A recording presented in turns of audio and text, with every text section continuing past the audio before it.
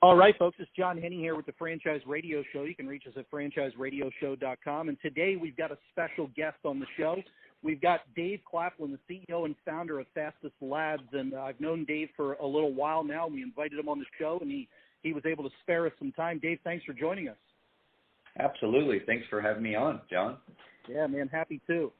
Hey, before we get into the business stuff, I always like to talk a little bit about the personal side of relationships here. Tell us a little bit about yourself, your background before Fastest Labs, and, where are you at? Where do you live? How long you've been there? Give us the 1-minute overview of Dave. 1 minute. Well, I'll hurry with that one. I would say that my wife and I, we've always been in franchising since our 20s. We both got out of school, and she got her degree, I've got my degree, and we tried corporate, and we realized that we want to work for ourselves. So we decided to open a Mary Maid's Cleaning franchise back in '94. We did that for 13 years as owner-operators and couldn't have learned from a classier franchise group than Mary Maid's. Just fantastic organization. But we decided to do our next venture, and we said, well, franchising's been good to us. Let's do another franchise. So we bought a Worldwide Express franchise, did that for 10 years, and we ended up, while I was out cold calling for that particular franchise, I ran across the drug testing business, and I'd always thought and told my wife, LaDonna, I said, I'd love to be the franchisor instead of the franchisee this next go-round. And that's what we did. We opened a drug testing clinic in 2008, started franchising 2010, and we've been growing ever since. So that's kind of the quick story. We live here in San Antonio, Texas, which is where our world headquarters is, and we're just loving life. That is awesome. Now, I've heard that story before, and every time I hear it, I'm like, man, that is the way to get into franchising. So I'll tell you, let me back up before Mary Maid's, though. What made you decide to get into franchising itself? Like, why not start something on your own? What was the impetus to say, I want to own a franchise? I think it was because we were young. I was 24, she was 22, and we had a 9-month-old baby, and I just had a big real estate deal fall through at Prudential Real Estate, and we were trying to figure it out. And my wife said to me, she said, you work so hard, as hard as you work, you need to make 100% for yourself rather than splitting 40% on a commission. Mm-hmm. And so I started looking in the good old franchise handbook, if you remember that thing from years ago. Yep. You go to a place called a bookstore, and they'd sell these magazines called the Franchise Handbook, and they had all the things in there, and the only thing we could afford was a Subway or a Mary Maid's, and that's what we went with. That is great, man. Way back in the old days with the bookstores, right? Yeah. Yeah. That is fun. Yep. Now, tell us a little bit about the history of the company since 2008. What have you guys done? Take us through and bring us up to date here, up through and including, like, say, this year even. Yeah, so we started out, 2008 was the first year we did it. We had to prove out our concept.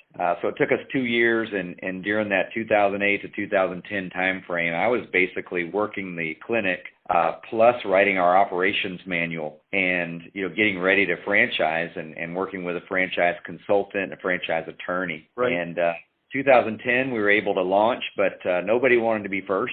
And so the next year, 2011, we sold our very first franchise to a super amazing man who was with us for 10 years before he retired. But that location is still open and still in the top 5 in the nation. But we started growing it, and next thing we knew, we had 50 franchises, and I had always wanted to get to 50 franchises because I had heard if you get in the top 50, you have 50 locations, you are now in the top 5% of all franchise companies in the world. And so Then I heard the next thing is get to 100 franchises. And I get the privilege of telling you today that as of today, we are signing numbers 98, 99, and 100. Welcome to the Century Club, buddy. Yeah. Yeah, it took us 10 years, but we're now in 23 states. We have 100 franchises sold. We're now embarked on the multi-unit operators that are starting to have more than one location, and we're seeing good success with them. So it's been a fantastic journey and one that we've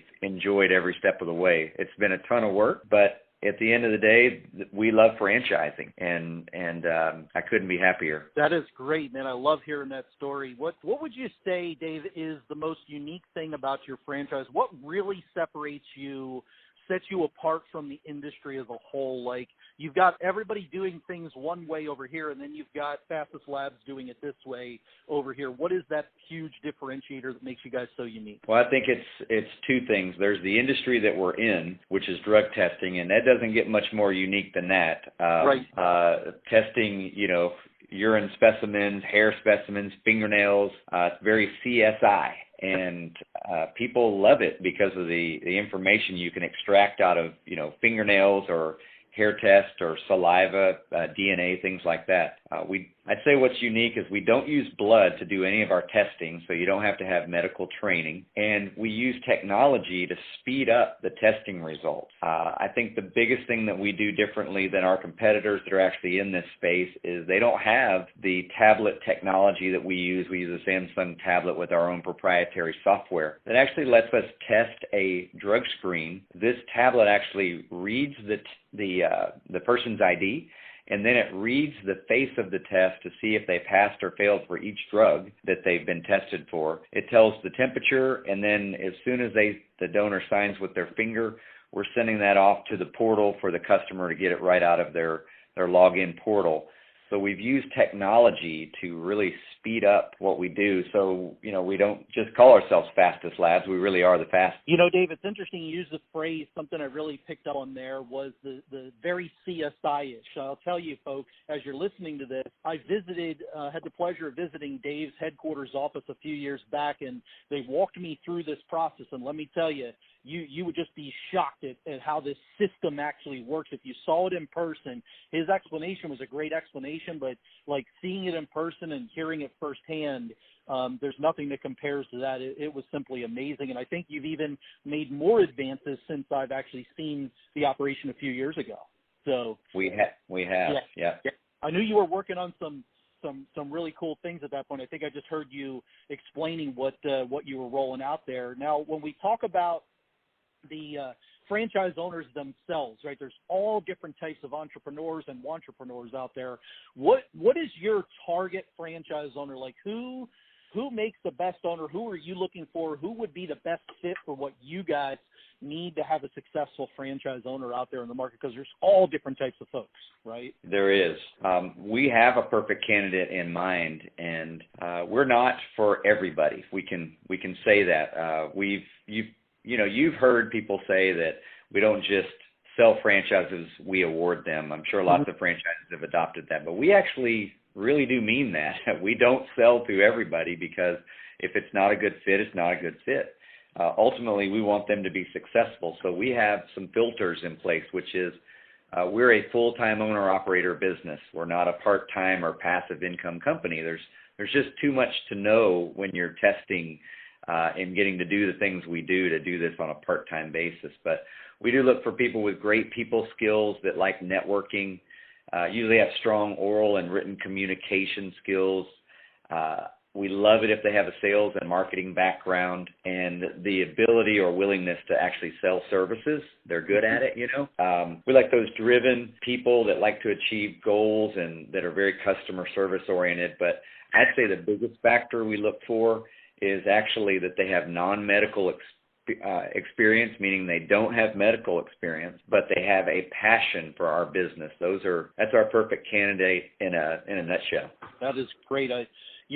What I love hearing with someone like you, Dave, is exactly who you're looking for and who makes the best franchise owner, because franchising is all about systems and processes, and the reason you start a franchise is really so you get that fast forward. You can start at a future point in time, but start there today. You don't have to make all the mistakes and take the bloody eye or black eyes and bloody noses. And that's, to me, being in franchising for 18 years, that's the reason most folks think that they want to get into franchising. And then they talk with somebody like you, and you've got a true due diligence process where you're evaluating them just as much as they're evaluating you. And I would imagine, and let me know, keep me honest on this one, the reason that you do that way, though, is because you have a real desire to have successful franchise owners, not just the largest number of franchises out there in franchising, right? Yeah, no doubt about that. That's Yep. well said. Yep. What would you say, Dave, is the top misconception, myth, things that people think about Fastest Labs type franchise when they're evaluating you? What do they come to you and they think this every time? And then, part of what you guys are doing is educating them on how it really works. What is that thing or two that they come to you thinking that they know about the business that we want to dispel that myth about your business? Are there any of those things in your conversation? Yeah. Number one is they think we're going to do COVID testing and that we're going to do some type of testing with needles. They're afraid that we're going to, have to do blood draws on people or maybe even get ourselves infected by doing a test. And because we're completely non-medical and we don't use, sharps, we don't use needles, we don't use anything with blood, we don't have to worry about, communicable diseases or STDs, all the things that our competitors test for. We don't test for those things. We don't do, in fact, we actually grew our market share as a result of not trying to be all things to all people. Right. You've heard the saying, keep it simple, stupid. Well, we're the kings of that. We've kept it very simple, and it's just drug, alcohol, DNA paternity testing. There's no need for biohazardous waste pickup or sharps containers or any of that, and no medical techs, which makes our model a lot less expensive to operate, keeps our margins a lot higher, and our operating costs a lot lower. That is great. Now, as far as the industry as a whole, it's a very unique industry. It's not just, another fast food franchise or another cleaning company or anything like that that's more mainstream today. Drug testing and the way you guys do it is very unique in of itself, but the industry, tell us why folks should consider getting into the industry, just by and large. We know why they should be taking a look at you, of course, but why should they even consider somebody that's a sales-oriented background? They've decided they want the next chapter in their life. They want to own their own business. They've decided they're going to get into franchising. The third thing they're going to decide is which company am I going to partner up with? But why decide to get into the drug testing industry as a whole? Oh, yeah, I've got a great answer. Emergent Research just came out with this. It says that the drug testing industry is a $3.83 billion industry that's projected to reach $13.56 billion by 2027.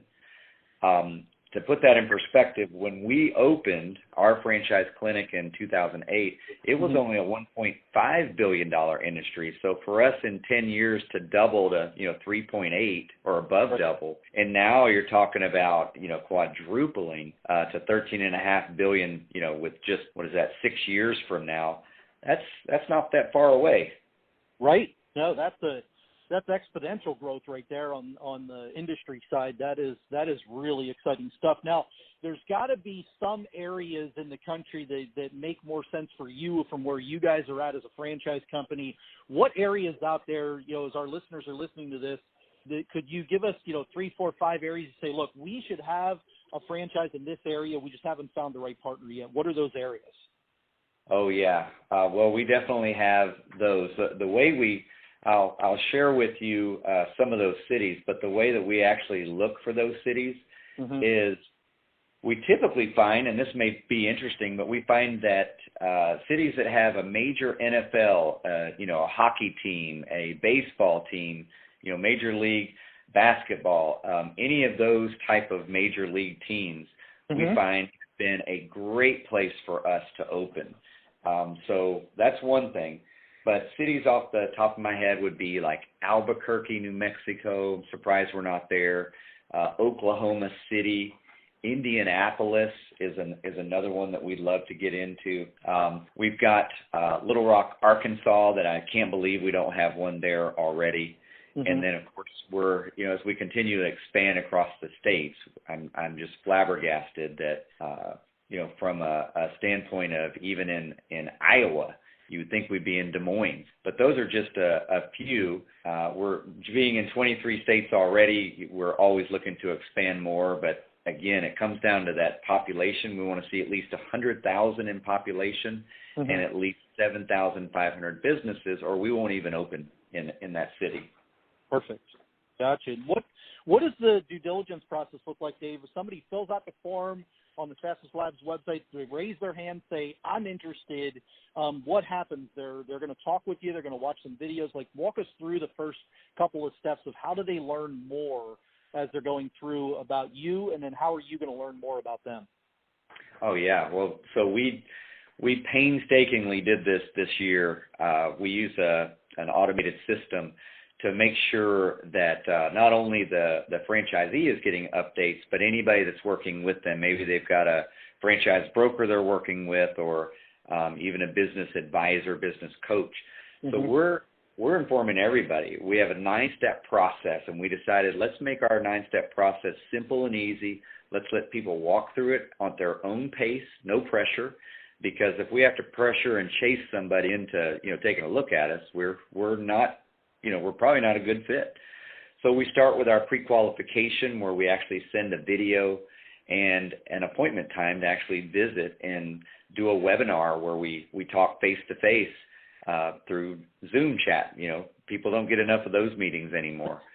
But then we do your official franchise application. Then we do your franchise disclosure document. We do a follow-up where we have a Q&A over your franchise disclosure document review. We do a full franchisee territory demographic study and look for territory. All of these things before you even are asked to commit to anything.